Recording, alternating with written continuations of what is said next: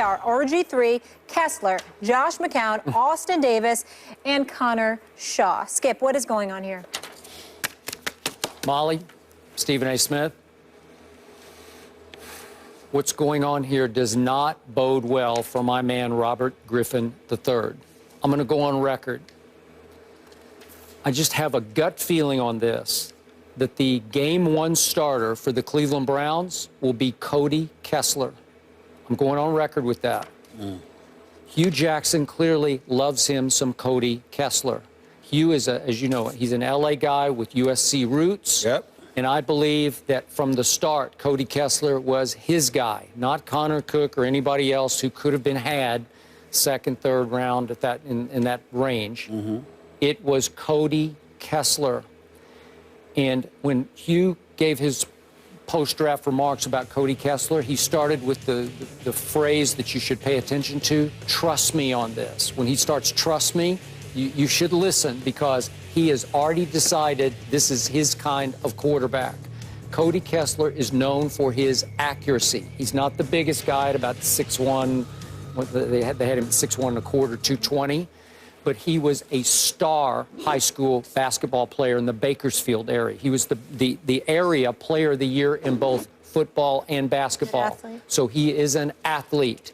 He is a coach's dream kind of quarterback. And before Steve Sarkisian had his problems at USC, when he was here for his car wash, as we call it, before this past football season started, I saw him in the hall. He stopped me and we started talking about Cody Kessler. I cannot explain to you how much Steve Sarkisian raved about Cody Kessler as your basic coach on the field quarterback who could see it and figure it out before it even happened.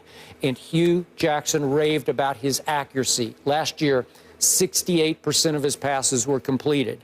And I look at touchdowns, interceptions. I know they had a rocky year last year, in part because their coach went south on them.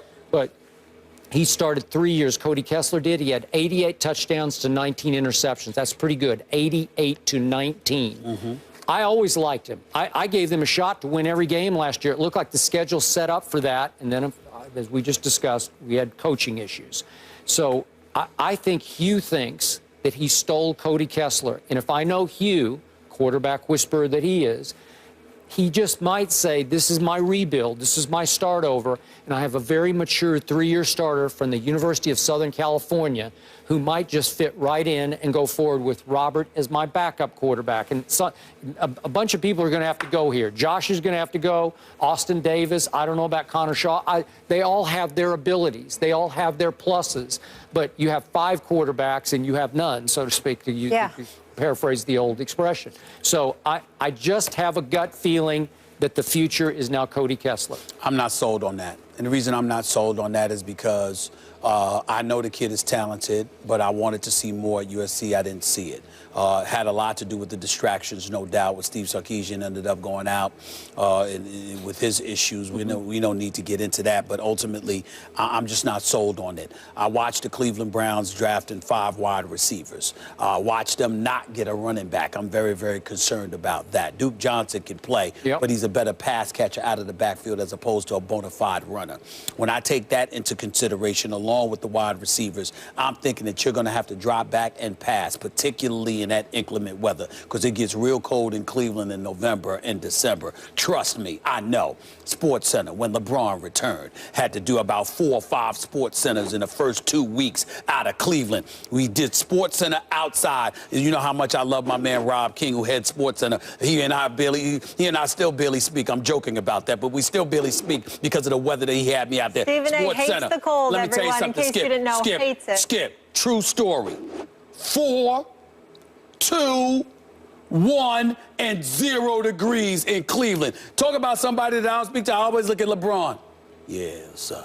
You know, and just keep walking because I'm so disgusted that he left South Beach for Cleveland. I love the city of Cleveland as a sports town, but damn it, it's too cold there. Wait, it's just in. It's cold in Cleveland. It's cold in Cleveland. And Stephen A. hates the cold. That's it right. would So go to Miami. I'm just saying. I'm just saying. Yeah, how about that? I'm just saying to you that if you are a Cody Kessler, you need to be able to fling that football. You really need to have a rifle for an arm. You need to throw outside the numbers, and I don't see that happening. He does not have a rifle. I know this. I've watched him. He has a decent arm. He has a decent arm. So I'm saying to you, cerebrally speaking, I have no doubt that you're right. But in the NFL, that doesn't cut it. You've got to be able to think it and then do it. And there's a question mark. And let me get to RG3 for a second, because you're going to have to make up your mind. Mm-hmm. You either believe in this kid or you don't. Oh, because if you are worried about Cody Kessler, but I'm not worried about me. I'm worried about them believing in RG3. But listen, you got to believe that ultimately they're going to believe in talent. RG3, from what I'm told, it was absolutely made clear to him that he would be competing for the job before he signed. He had no problem with it, and it is what it is. Think about what you're saying here. If RG3 has to worry about Cody Kessler beating him out for a job. Last year, you were in Southern Cal at USC. And now here you are in the NFL, and you get the nod over me. And by the way, you weren't even picked in the first. Come on now. You weren't even picked in the first round? I mean, it's over.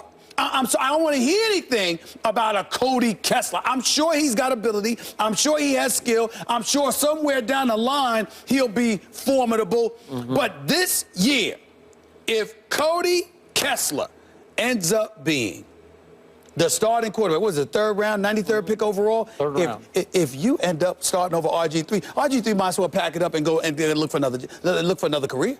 I mean, what are you doing losing to Cody Kessler? Another job. No, another career. Because guess what? You're saying he should win the job. If I'm a coach for another team and RG3 loses out to Cody Kessler in year one, I don't even want to talk to you.